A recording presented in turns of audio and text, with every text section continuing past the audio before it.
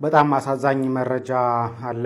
በስልጤ ዞን ላይ የተከሰተ ነው። ቤተክርስቲያኑን ሙሉ ለሙሉ አፍርሰውታል። በዛ አካባቢ ያሉ አጥቢያ ምዕመናንንም ጭምር ድብደባ ፈጽመው እኔ ምለው ወገናችን የምትጠራው ቦታ እኛም አናውቀውም። ሳላገባ በመውለድ ቤተሰቦቼ ከሰሙ ይቆጡኛል በማለት የገዛ ልጇን ገድላ የቀበረችው እናት በስርዓት በሙስሊም ምናምን ሂጃብ ምናምን አይቻልም ማውለቅ በቃ አይቻልም። አወለቀች ኖርማል መብቷ ነው። እሱን ተዋታል። ፊርማን አራት ወንጌል ላይ ከ182% ኢየሱስ የተናገረው አይደለም 18% ነው በትክክል ተናግሯል የሚባለው ሲል ዝግጅቴን ጨርሼ ሎድድ ነኝ ትዕዛዝ ብቻ ነው የምጠብቀው ብሎ እስከ ትናንትናው ማታ ድረስ እንግዲህ ሲፎክሩ እንደነበረ ታውቃላችሁ። አሜሪካ ብቻዋን ሳይሆን ከእስራኤል ጋር ኮኦርዲኔት አድርገን የኢራንን የኢነርጂ ፋሲሊቲዎች በሙሉ አጥፍተነው እናድራለን ብለው لبثتم إلا قليلا لو أنكم كنتم تعلمون السلام عليكم ورحمة الله وبركاته يا الله عزنا چرنا سلام فكر تينا بيا الله چوب دار مرلو بولا چوب لان سيرنين زاريم ده تلمدان نگاگار استماري جيك بتا مرتنا አዳዲስ መረጃዎችን እየቀርብ ያለው እነዛም ቪዲዮችን እንመለከታለን። ለዚህ ዩቲዩብ ቻናል አዲስ ሆናችሁ ግን ሰብስክራይብ ያደርጋችሁ ቤተሰቡን ነባሮች እና ቻናል ቆሞቹ ሁላችንም ቪዲዮን በላይክ እንጀምራለን። ለእስላማዊ ቻናል ላይክ መስጠት የለም። ቀጥታ ወደ ዛሬ ቪዲዮ እጅግ በጣም አስደንጋጭ ነገር ሰምተናል። ያ ምንድነው? እንየው። ሳላገባ በመውለድ ቤተሰቦቼ ከሰሙ ይቆጡኛል በማለት የገዛ ልጇን ገድላ የቀበረችው እናት በስርዓት ተቀጣች። በቡኖ በደሌ ዞን ጮራ ወረዳ ድልብ የሚባል አካባቢ አንዲት እናት እንግዲህ ግንቦት 5 2018 ዓመተ ምህረት ወንድ ልጅ በሰላም ትገላገላለች ሆስፒታል ውስጥ ማለት ነው። ግንቦት 6ም ከወለደችበት ሐኪም ቤት ልጁን ይዛ ትወጣለች። ሳላገባ ስለወለድኩ አባቴ በተለይ ከሰማ ይቆጣኛል በማለት የወለደችውን ሕፃን ወንድ ልጅ ማለት ነው ገድላ ከቤተሰቦቿ አጥር ጀርባ አካባቢ ቆፍራ ተቀብራለች። ታዲያ ይህች ግለሰብም በቁጥጥር ስር ትውልና እንግዲህ ሐምሌ 22 2018 ዓመተ ምህረት በ15 ዓመት እስር እንድትቀጣ ፍርድ ቤቱ ወስኖባታል። እንግዲህ አንዲት ሴት የወለደችውን ልጅ እንግዲህ ገደለች ነው የተባለው። በጣም ያሳዝናል። ሀገራችን ውስጥ እንደዚህ አይነት ነገሮች እየተበራከቱ ያሉበት ሁኔታ አለ። ሰዎች ልጅ ይወልዳሉ፣ ከዛ በኋላ ሰው እንዳያይባቸው ይጥላሉ። እንደዚሁም ደግሞ ገለው ብዙ ቦታ ላይ ሲጥሉ ተመልክተናል። ይህ እጅግ በጣም የሚያሳዝን ነገር ነው። የአንዲትን ሕፃን ልጅ ነፍስ ማጥፋት ኢና ሊላሂ ወኢና ኢለይሂ ራጂዑን። ይህ እጅግ በጣም እርምጃ ሊወሰድበት የሚገባ ጉዳይ ነው። እንደዚሁም ደግሞ ወንዶች ሴቶችን አስረግዘው የመጥፋት ነገር አለ። ይህ ነገር እንግዲህ በተለያየ ጊዜ እንመለከተዋለን። በተለይ ደግሞ ሙስሊም ያልሆኑ ማህበረሰቦች ጋር ይህ ነገር እንዴት ታዩታላችሁ? እጅግ በጣም የሚያሳዝን ነገር ነው። ይህ ነገር ሊቆም ይገባል። መንሱር ጀማል ከእስር ሊፈታ። ቲክቶከሩ መንሱር ጀማል ዋስትና ተፈቀደለት። በፊንቴክ ኢንቨስትመንት ማጭበርበር ወንጀል ተጠርጥሮ በእስር ላይ የሚገኘው ቲክቶከሩ መንሱር ጀማል ዋስትና እንደተፈቀደለት ዘሀበሻ ሰምቷል። መንሱር በተጠረጠረበት ወንጀል የከፍተኛው ፍርድ ቤትና ጠቅላይ ፍርድ ቤት ዋስትና ከልክለውት በማረሚያ ቤት የሚገኝ ሲሆን ጉዳዩን ወደ ሰበር ሰሚ ችሎት በመውሰድ ዋስትና ልከለከል አይገባም፣ የህግ ስህተት ተፈጽሞብኛል ሲል አቤቱታ አቅርቦ ተከራክሯል። ጉዳዩን የተመለከተው ሰበር ሰሚ ችሎትም ዛሬ ሐምሌ 24 ቀን 2018 ዓ.ም በዋለው ችሎት የ800 ሺህ ብር ዋስትና እንደፈቀደለትና ከሀገር እንዳይወጣ እግድ እንደጣለበት ሰምተናል። ይሁን እንጂ የዋስትና ሂደቶቹ ባለማለቃቸው መንሱር እስከ ቀጣይ ሳምንት መጀመሪያ ድረስ በእስር ሊቆይ ይችላል ሲሉ የቤተሰብ ምንጮች ለዘሀበሻ ነግረዋል። እንግዲህ መንሱር ጀማል ለረጅም ጊዜ ታስሯል። ሌሎች ከሱ ጋር የታሰሩት የተፈቱ ቢሆንም እሱ ግን እስከዛሬ ድረስ አልተፈታም ነበር። አሁን ላይ ግን ከእስር ሊፈታ እንደሆነ እየሰማን እንገኛለን። እንግዲህ አላህ Subhanahu Wa Ta'ala ሐቅህን ያውጣልህ ነው ምለው። እንደዚሁም ብዙ የተበደሉ ሰዎች አሉ። እነሱም ደግሞ አላህ ሐቃቸውን ያውጣላቸው ላለኝ። ወደ ቀጣይ ቪዲዮ እንሂድ። አንድ ቪዲዮ አሳያችኋለሁ። አንድ ቲክቶከር አንድ ነገር እያወራ ይገኛል። ገብቷላ እንትን ሰላሰለም ልበላ ችግር የለውም። ነብዩ ሰለላሁ ዐለይሂ ወሰለም በሰዓት በእነሱ ጊዜ ነው ገብቷል ስተት ተሰራ which is ህግ አውጪ። ቪዲዮን ተመልክታችሁታል። ሰላዋት ለማውረድ ነብዩ ሰለላሁ ዐለይሂ ወሰለም ለማለት ፍቃድ እየጠየቀ ነው ያለው። ይህ እጅግ በጣም የሚያሳየው ምን አይነት የዘቀጠ ማህበረሰብ እያፈራ እንዳለን፣ ምን ያክል በእምነታችን እንደምናፈር የሚያሳይ ነው። በጣም የሚያስጠላ ነገር ነው። በእስልምና ማንም ሰው አያፍርም። አልহামዱሊላህ ረብል ዓለሚን። እንደዚሁም ደግሞ ሴቶች እንደፈለጉ ሲሆኑ መፍታቸው ነው እያለ ይገኛል ይህ ቲክቶከር። በሙስሊም ምናምን ሂጃብ ምናምን አይቻልም ማውለቅ በቃ አይቻልም። አወለቀች ኖርማል መብቷ ነው። እሱን ተዋታል ገብታ ለሷ እንጂ ተዋት ነው እንጂ የተባለው ነውርነቱን አይቀንሰው። ይሄንን በቃ እንትን ማታንቀሳቀስ ገብቷል። ያ ነገር አይቀንስ በራሷና በፈጣሪዋ መሀል ነው። ሶሻል ሚዲያ ነው፣ የግል አካውንት ነው። ዙላል ይላል ከስር። ይሄ በጣም ስማርት እኮ አስተሳሰብ ነው። በቃ ይሄ የሰው መብቷ ነው ብሎ መተው መብቷ ነው። እሷ የራሷ የግሏ ህይወት ነው። የምትፈልገውን ታርጋ አንተ በደፈናው እዚህ ጋር እኮ ነው የምታመልጠው። ገብቷል እንደተመለከታችሁት ማለት ነው። እስልምና ላይ ግን የታዘዝነው ነገር አለ። መጥፎን ነገር ስታዩ ከልክሎ ተብለናል። አይደለም በእጃችን በጉልበት ከቻልን ያን ነገር መከልከል እንድናደርገው ታዘናል። ነገር ግን በአሁን ሰዓት እየመጡ ያሉ ሰዎች እንደፈለጉ ይሁኑ፣ ምን አገባችሁ እናንተ ተዋቸው እየተባለ ያለበት ሁኔታ አለ። አንዳንድ ሰዎች ማያውቁ ሰዎች ዝም ቢሉ የተሻለ ይመስለኛል። እንደፈለጉ ይሁኑ፣ በቃ ግለሰብ ናቸው፣ እንደፈለጉ ያርጉ። እንዲህ የሚባል ነገር የለም እስልምና ውስጥ። ሁሉም ሰው የራሱ ኃላፊነት አለበት መጥፎን ነገር ለመከልከል፣ በጥሩ ለማዘዝ። ያለበለዚያማ ብዙ ህዝቦች ነበሩ የጠፉበት ምክንያት አንድና አንደኛ ነገር ይሄ ነው። ሰዎች እንደፈለጉ ሲያደርጉ ዝም ሲሉ፣ እንደፈለጉ ወንጀል ሲሰራ ዝም ሲሉ፣ ሰዎች ወደ ኸይር ማይጣሩ ሰዎች ከሆኑ አላህ Subhanahu Wa Ta'ala ያጠፋና ሌላ ትውልድ ያመጣል። የሰው ልጅ ይሳሳታል፣ ነገር ግን ወደ አላህ መመለስ አለበት። የሰው ልጅ ያጠፋል፣ የሚያርመው ሰው የሚያስተካክለው ሰው ያስፈልጋል በአግባቡ። አካባቢው ላይ ያለ ሰው ሊሆን ይችላል። ሶሻል ሚዲያ ላይ ከወጣች ደግሞ ሶሻል ሚዲያ ላይ ያሉ ሰዎች ሊመክሯት ይገባል። ይህ ተገቢ የሆነ ነገር ነው እና እንደፈለጉ ይሁኑ፣ እንደፈለጉ የፈለጉትን ነገር ያድርጉ እየተባለ ነው ብዙ ችግር እያመጣ ያለው። እንደተመለከታችሁት ሰለዋት ለማውረድ እንኳን ሁላችሁም ሰለዋት አውርዱ ፍቃድ እየጠየቀ ነው ያለው። ይሄው ምን አይነት ቂልነት ነው? የነብዩ ሰለላሁ ዐለይሂ ወሰለም ስምን ጠርቶ ሰለዋት ለማውረድ እኮ ሙስሊም አይደለም ካፊር ራሱ እኮ ፍቃድ አይጠይቅም ነብዩን ሰለላሁ ዐለይሂ ወሰለም የሚያውቃቸው ሰው እና ይሄ እጅግ በጣም የሚያሳፍር ነገር ነው የተመለከትኩትኝ። እንደ ማህበረሰብ ብዙ የማያውቁ ሰዎች ዝም ቢሉና ቢያዳምጡ፣ ሚዲያ ላይ ይሄ ስለ እስልምና ባያወሩ፣ የሄዱበትን ዓላማ ሌላ ከሆነ ሌላውን ነገር ቢያወሩና ስለ እስልምና ባይቀባጥሩ የተሻለ ነው። ስልጤ ዞን ላይ አሁንም አጀንዳው ተባብሶ ቀጥሏል። ከስልጤ ውጡ እየተባለን ነው የሚል አይነት መረጃም እየተሰራጨ ይገኛል። በጣም አሳዛኝ መረጃ አለ። በስልጤ ዞን ላይ የተከሰተ ነው። ቤተክርስቲያኑን ሙሉ ለሙሉ አፍርሰውታል። በዛ አካባቢ ያሉ አጥቢያ ምዕመናንንም ጭምር ድብደባ ፈጽመውበታል። እዚህ ላይ ማሳየት ላልችል እችላለሁ ፎቶዎቹን። አጠቃላይ ግን ቪዲዮውን ዩቲዩብ ላይ ሰርችበታለሁኝ። በሀዲያና በስልጤ ሀገረ ስብከት በአመካ ወረዳ ቤተ ክህነት በሰማዕቱ ቅዱስ እስጢፋኖስ የታነጸ ቤተ ክርስቲያን ነበር። እሱን ሙሉ ለሙሉ አፍርሰውት ምዕመናኑንም ጭምር ድብደባ ፈጽመውባቸው አሰላሙ አለይኩም ወራህመቱላሂ ወበረካቱ። እኔ ምለው ወገናችን የምትጠራው ቦታ እኛም አናውቀውም። ይሄ በሀዲያና ወደዛ በኩል ያለ ነው፣ ስልጤ ላይ የለም። ግን አሁን ምንድነው እናንተ ፍላጎታችሁ ማለት ነው? ከዚህ በፊት ወጣቱ ተናዶ ጎንደር ላይ ቤተክርስቲያን አጋይቷል። ያም ይሄ ዶሮ እርባታ የሚመስል ቤተክርስቲያን የቆርቆሮ ቤተክርስቲያን አጋይቶ ያንን በግንብ እንድትሰሩና ካሳ ተሰጥቷቸዋል። ይሄንን አሁን እንደባለፈው ይሰጠናል ብላችሁ የስልጤ ማህበረሰብ ባልዋለበት ባላደረገበት እየመጣችሁ ሁሌ ትዘልፋላችሁ። ከዛ ወጣቱም ደግሞ ተናዶና እናንተ ራሳችሁ ይሄንን በክብሪት አንዴ ጫር ከተደረገ ቡግ የሚለውን ቤተክርስቲያናችሁን እናንተ ራሳችሁ አላቃጥለው በሙስሊም ላሳብብ አላሳብብ እያላችሁ አንድ ሁለት እያላችሁ ትመጡና ደግሞ ይሄው ስልጤ ላይ እንደዚህ ተደረገን እንደዚህ ሆን ውሸት። ማንም ቼክ የሚያደርጋችሁ የለም። የእናንተ ፍላጎታችሁ ምንድነው? ራሳችሁ አጋይታችሁ መታችሁ እንደበፊቱ ካሳ ተሰጥቷችሁ ያንን የቆርቆሮውን ዶሮ እርባታ ቤተክርስቲያናችሁን በግንብ ልሰሩ ነው ይሄ ሁላ የምትጣጣሩት። የስልጤ ማህበረሰብ ደግሞ ማለት ነው አውቆ ነው ዝም ያላችሁ አይደለም። ይሄ የቆርቆሮውን ማለት ነው በግንብ ብትሰሩ ራሱ ከማጋየት ወደ ኋላ አይልም። ግን አሁን አርፎ ነው፣ ምንም አልተነካችሁም፣ ማንም የነካችሁ የለም። ግን እየወጣችሁ ግን ምንም ስለማታውቁት ማህበረሰብ እየወጣችሁ የስልጤ ማህበረሰብ አንተ የስልጤ ማህበረሰብ ታውቀዋለህ ወይ? የት ነው አሁን አንተ የምትጣራው ቦታና ሀዲያ የትና የት ነው የሚገናኘው ነው?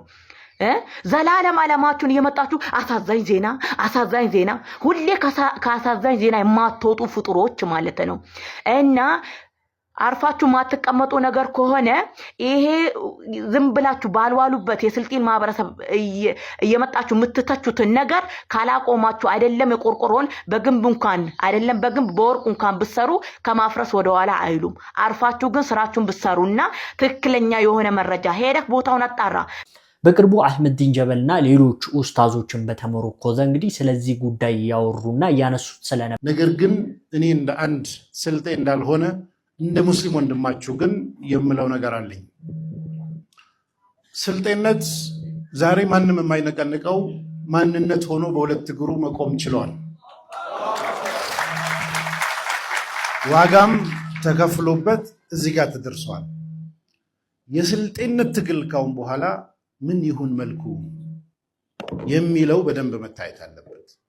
ምክንያቱም ከሌሎች ሙስሊም ወንድሞች ጋር ብሔርተኝነትን በሚፈጥር ትናንት የነበሩ ሰዎች ባደረሱት በደል እና ባደረሱት ችግር ምክንያት ዛሬም ያንኑ እያነሳን ዛሬ አንድ ሰልፍ አብረን የምንቆም ሙስሊሞችን የሚከፋፍል ከሆነ አላህ ዘንድ ሊያስጠይቀን ይችላል።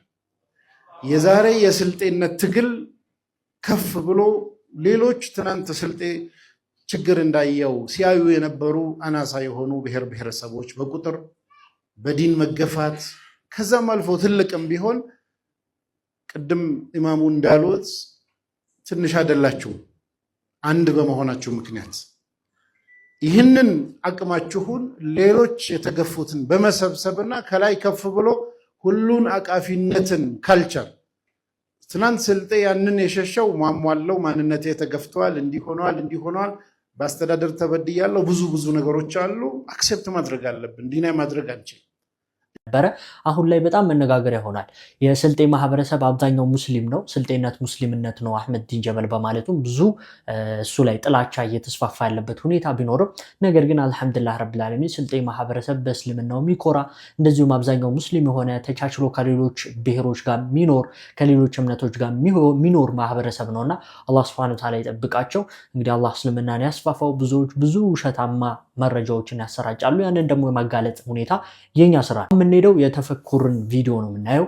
አንድ እንስሳ መጥቶ ደምህን ቢጠጣ ስሜቱ ፈጽሞ ይሰማኛል ብለህ ታስባለህ? ተሳስተሃል። የቫምፓየር የሌሊት ወፎች ሰዎችንና እንስሳትን በምሽት ሲነክሱ ተጎጂው ምንም አይነት ህመም ወይም ንክሻውን እንኳን አያውቀውም።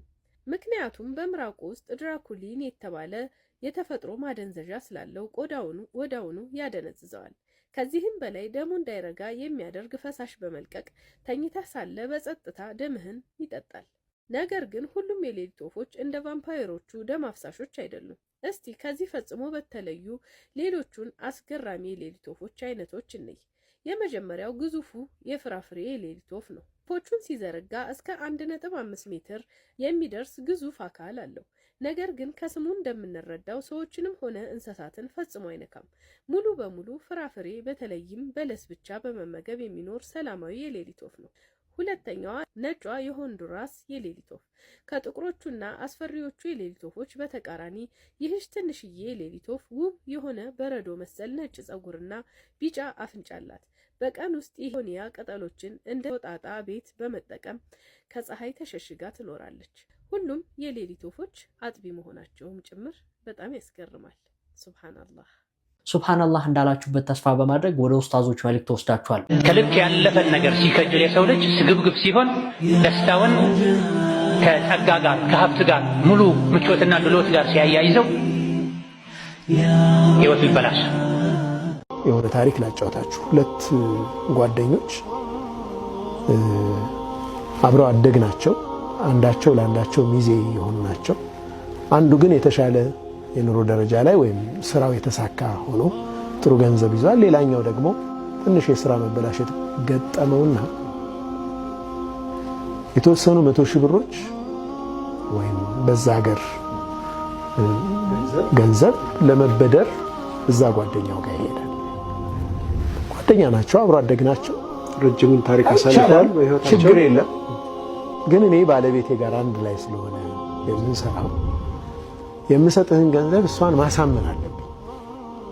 እሷን ለማሳመን የቤት ካርታህን እንደሸጥክልኝ እንፈራለን። 400 ሺህ 500 ሺህ ሊሆን ይችላል። ኦኬ ችግር የለም። ይሄ ያው ችግሩን ለመፍታት ነው። ጓደኛው ነው ያምነዋል። ፈረመለት። ግዢ ተፈጸመ። ግዢና ሽያጩ ተከናወነ። ከወራት በኋላ ስራውን ሰርቶ ብድሩን ለመመለስ ይዞ ይመጣል። የምን ገንዘብ ነው አለው። ብድር ልመልስ? የምን ብድር? ተገበያየን እኮ ወላሂ ወላሂ። ይህ በእኛ በሙስሊሞች ውስጥ የሚሆን ነው። ወላሂ ወላሂ ያኛው ሰውዬ ስትሮክ ወዲያውኑ ፓራላይዝ ሆኖ ወደቀ። ቤት ነው ሸጣ።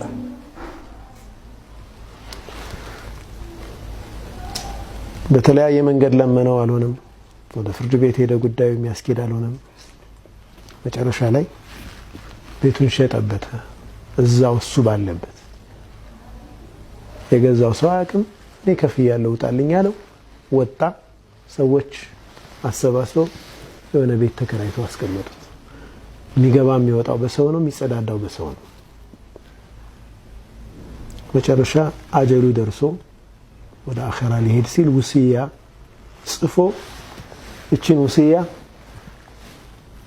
እገሌ ጋ ወደ መቃብር ከመሄዴ በፊት እሱ ሱቅ ላይ በር ላይ አስቀምጥ። ወላሂ አላህ ያዘነለት ካልሆነ በስተቀር ዛሬ በዚህ ጉዳይ ላይ ሁሉም ሰው ገብቷል።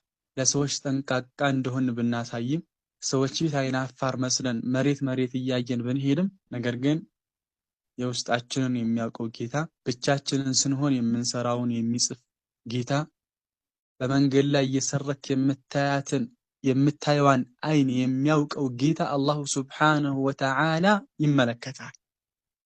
يعلم خائنة الأعين وما تخفي الصدور ከዳተኛ የሆነችን አይን አላህ ያውቃል። አላህ ሰርቀህ የምታየውን ያውቃል።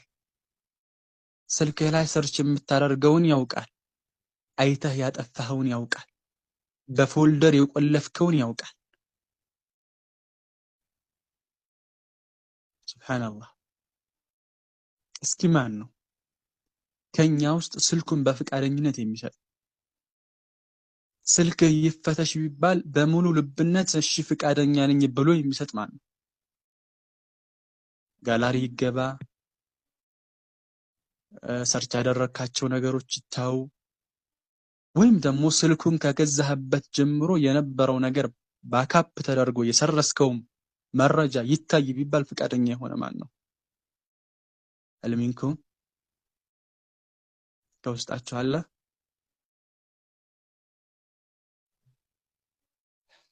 ግን አላህ ጽፎታል። ትልቁንም ትንሹንም የሰረዝነውንም የደበቅነውን። ያ ወይለተና ማ ሊሃዛ ልኪታብ ላ ዩጋዲሩ ሰጊረተን ወላ ከቢረተን ኢላ አሕሳሃ ወወጀዱ ማ ዓሚሉ ሓዲራ ወላ የظሊሙ ረቡከ አሐዳ። እንደዚህ የምትልበት ቀን ይመጣል። ማ ሊሃዛ ልኪታብ፣ ይህ ኪታብ ምንድን ነው? ላ ዩጋዲሩ ሰጊረተን ወላ ከቢረተን ኢላ አሕሳሃ፣ ትልቅ የተባለችንም ትንሽ የተባለችንም እኮ አልተወም፣ ሁሏንም የቆጠራት የጻፋት ቢሆን እንጂ።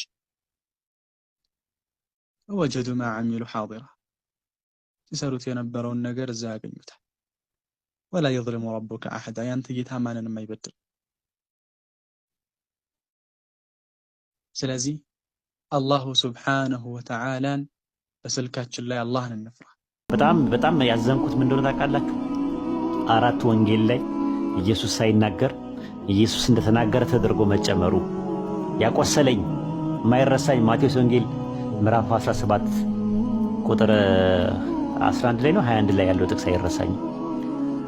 እንዴት ሊሆን ይችላል ሲሉት ከጾምና ከጸሎት በስተቀር ሊወጣ አይችልም አላቸው ለሐዋርያት ይላል ኢየሱስ። ግሪኩ ላይ የለም 14ኛው ክፍለ ዘመን ላይ ነው የተጨመረው። ያስለቀሰኝ አረሰውም ማቴዎስ ወንጌል 18 ላይ ቁጥር 11 ላይ ያለው ጥቅስ እሱም አረሰውም። የሰው ልጅ የጠፋውን ሊያድን መጥቷልና የሚለው ባይብል ላይ የለም ግሪኩ ላይ የለም ብለው ያረዱኝ ቀን ነው። ወደዛ ብለው ወደ 20 ወደ 30 ጥቅሶች ጠቅሰው ኢየሱስ እንደተናገረ ተደርጎ ትናል። ከዛ ፕሮፌሰር ባርቴርማን 4 ወንጌል ላይ ከ182% ኢየሱስ የተናገረው አይደለም 18% ነው በትክክል ተናግሯል የሚባለው ሲል ዲስአፖይንት ዶንኩኝ፣ ተስፋ ቆረጥኩኝ። መርከቤ የተሰበረ መሀል ላይ መንገድ ላይ ያለው መርከቤ ተሰበረ። መልህቁ ከስር ወደቀብኝ፣ መሬን አጣው። ከዛ በኋላ ይሄ ቁርአን ሳነብ የነበረው ቁርአን እስቲ ልመለስና ደግሞ ልፈትሸው እሱም እንደዚህ አይነት ችግር ይኖር ይሆን ብዬ መምጣት ጀመርኩ። ጭራሽ ነው አላህ ሲና ቀደምት ዑለሞቻችን ሲፈጽሙት የነበረው አለ የሚባል ዑለማ በአገራችን ላይ ካሉ ትላልቅ ዑለሞች ይሄን ሳይፈጽም ወሊ ሳይፈጽም ሄደ ሰው የለም። አልহামዱሊላህ ለዚህ ላደረሰን አልহামዱሊላህ በልባርከ ባሁ። ይሄ መውሊድ ማለት መደሰት ማለት በሳቸው መخለቃቸው ተደስተን ምናቀርበው ቁል ቢፈድሊላሂ ወቢረህመቲሂ ፈቢዛሊከ ፈልየፍረሑ ብሏል። አላህ እንድንደሰት ነው። ይሄን ደስታ ሁላችን እንካፈል ማለት ነው። ቁርአን ውስጥ ከ114 ሱራዎች ውስጥ ከ30 ጁዞች ውስጥ አንድ እንኳን ስለ መውሊድ የተነገረ አንቀጽ የሱረቱ ዩነስን አንቀጽ ቁል ቢፈድሊላሂ ወቢረህመቲሂ ፈቢዛሊከ ፈልየፍረሑ የሚለውን በአላህ ረህመት በአላህ እዝነት ይደሰቱ የሚለውን መውሊድ ነው ብለው የፈሰሩ ሰዎች አሉ። ግን ሱሐቦችም አይደለም እንደዚህ የፈሰሩት፣ ታቢዒዮችም አይደለም እንደዚህ የፈሰሩት። ሱሐቦች ታቢዒዮች ምን ብለው ፈሰሩት ብለን እና አቡ ሰዒድን አብዱላህ ኢብኑ አባስን ሌሎችን ብንጠይቅ በቁርአን በኢስላም በነቢይ መላክ ተደሰቱ ብለዋል። ግን ቁርአኑን ፈስረው ሲያበቁ በተግባር መሬት አውርደው ግን ረቢዑል አወልን ጠብቀው አሁን ላይ የተደረገ ባለው መልኩ አልነበረም። አንቀጹን የተረዱትም የተረጎሙትም ቁርአን በመውረዱ የቁርአን ተከታይ በመሆንህ ተደሰት ማለት ነው ብሎ አብዱላህ ኢብኑ አባስ ፈስረውታል። አቡ ሰዒድ አልኹድሪም እንደዚሁ። የሱሐቦችን ተፍሲር ትተንኛ የመሰለንን አፈሳሰር ከፈሰርነው ነገሩ ይበላሻል። ቁርአን ሁሉም እንደፈለገ እንዲተረጉሙ አይደለም የወረደው። ሱሐቦች በተረዱት መልኩ ልንረዳው ይገባል። ካልሆነ ቁርአኑ በሱሐቦች ዘመን በነቢ ዘመን አልተሟላም ማለት። ቁርአን ውስጥ አንድ መውሊድ አክብሩ የሚል አንቀጽ የለም። አለ ብለው ሰዎች የሚያቀርቡትም እነሱ በመሰላቸው መልኩ ተርጉመውትና ተረተውት ነው። ሱሐቦች እንደዛ አልተረዱትም። ካልሆነ ሱሐቦች አዳራ በልተዋል ማለት ነው፣ አጉድለዋል ማለት ነው።